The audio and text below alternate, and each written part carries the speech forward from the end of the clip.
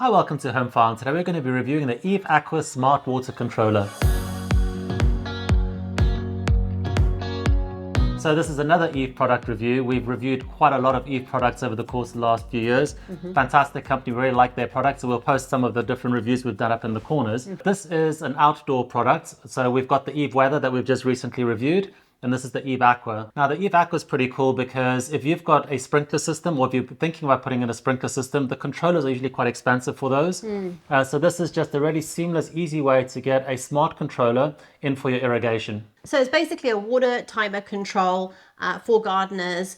You don't have to have a garden though. Don't forget that if you've got a balcony or like a patio garden, you might want to actually have that on a timer irrigation system as well, just to control the amount of water that your plants are getting and how frequently. So this is basically Eve's solution for that. It's a really excellent point actually, because today I was watering our seedlings in our studio.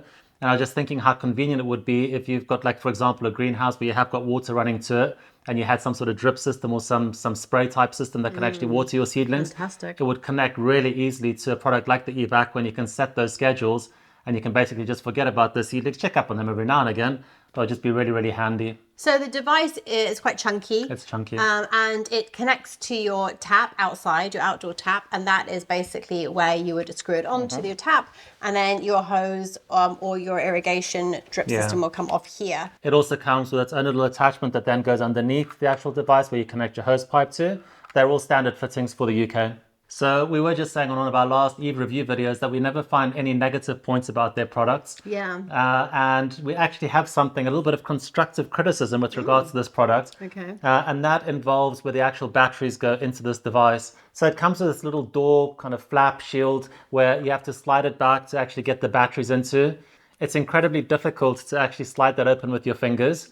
And once you actually do get that open, it becomes even fiddlier trying to get the actual batteries in there. Because it's such a tight space, it's got one of those old school ribbons. So you actually put it in, you have to put the batteries on top of the ribbon. So when it's time to take them out, you can just basically pull the ribbon and it will pop out, which all works very well, but it's a very constrained, tight space to actually get your fingers into. Sounds very cumbersome. Yeah, so it's just it is what it is. Once it's in, at least those batteries are going to be up and running for, Eve claim, about a year. But it is just one of those things where I think from a design perspective, it's one thing that It could be improved. It could be improved. Yeah, it's not like Eve actually, because they're normally really, really good So easy at to open. design and finding things to be really intuitive to use and simple and quick and easy to change things. So I'm surprised that this one looks a little bit clunky in the design. How long have we had this one on the tap for? So we've had one on the front, in our front garden. We don't have an irrigation system, but it's something that if you are considering doing,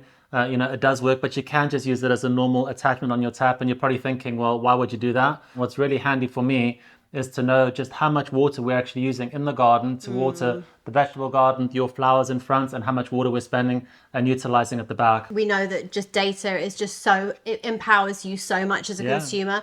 And I cannot stress that enough. I mean, I am not a data geeky kind of person. I'm very more on the creative, artsy kind of flyaway kind of mindset of, just go and use something and forget about it.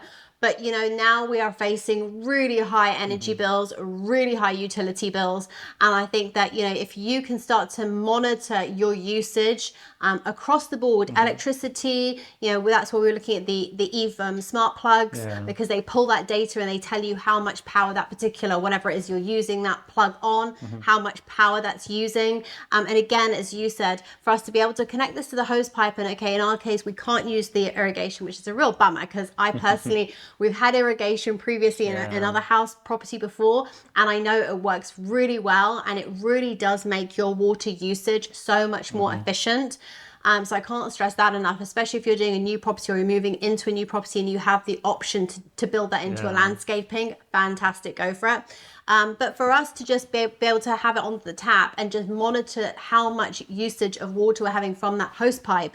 And as you said, being able to then know kind of, okay, so we've used the hose pipe on this day in this part of the garden and in this part of the garden on this day. It just really makes you so much more aware of how much you're using, and then obviously how much that's going to affect your utility bill prices. The other really cool feature about this is that it is thread enabled.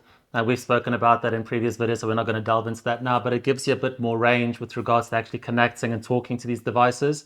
So a fantastic example of this is that we've got a hose pipe that runs all the way down to our vegetable garden. That's probably a good 50 or 60 meters away from the actual tap itself. And as I was watering, the actual spray gun came off and the water was just spraying everywhere. So now in the past, what I had to do is sprint up the hill, get to the top, out of breath to actually turn the tap off. Here, I just reached for my phone, turned it off, and the water stopped. Wow. It was really cool.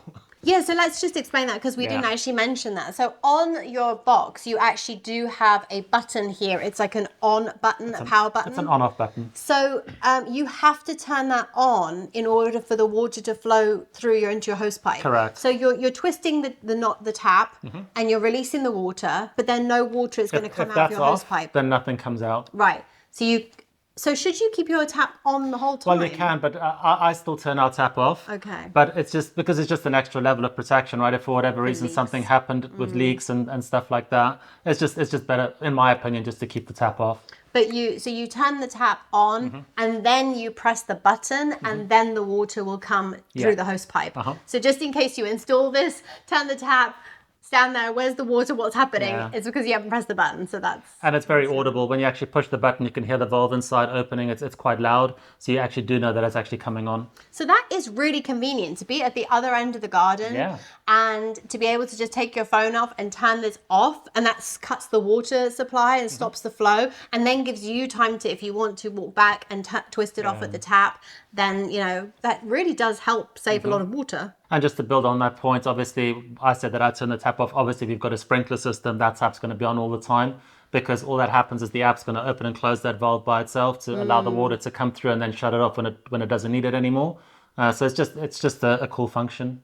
Oh, that's true, actually, because there is obviously a massive difference in irrigation and sprinklers. And it's interesting because we don't have irrigation and we can't put irrigation in now retrospectively. It would be a nightmare and very costly. But what we could do is actually just buy a sprinkler. Yeah, totally. So you can actually just buy a cheap sprinkler, put that on your garden, on your lawn, and then run the hose pipe to it. Then if you're going out shopping to the supermarket for the day, you can actually then program it to run the water for an hour. Come on at like 6 o'clock in the evening or something, come on late. Interesting. That's a good idea. So not only does the app tell you how much water you've consumed, it also tells you when you last watered. I think that's quite a handy feature because during the summer, sometimes you think, well, did I water yesterday? Not sure. You can actually go and see exactly when you watered, how much water you actually utilized. And I think the more you actually use the app, the more you'll actually understand how much an average watering session should be. Yeah, and also then gives you insights into whether if you've asked a friend or relative to water your garden when you're away, you can actually see if they really did come around and water the garden or if they just turned the tap on for 5 minutes and then sat and had pina coladas on the lawn. But also, on a serious note, really good as well is if your partner and you both water. So for example, we both water. So, you know, for example, if you were not here, I didn't know if he'd watered or not, at least I can check and see if he had watered, or if you're helping out an elderly relative, you can see, you know, when they last watered or what their pattern is. Maybe they only water like, you know, 3 times a week or something, then you're able to sustain that and keep that going. So it is a really nice way of just tracking your usage, your frequency and your data of, you know, consumption. So would you recommend it? Definitely. I think that if you're thinking about putting an irrigation system in, we mentioned that we used to have one in the past.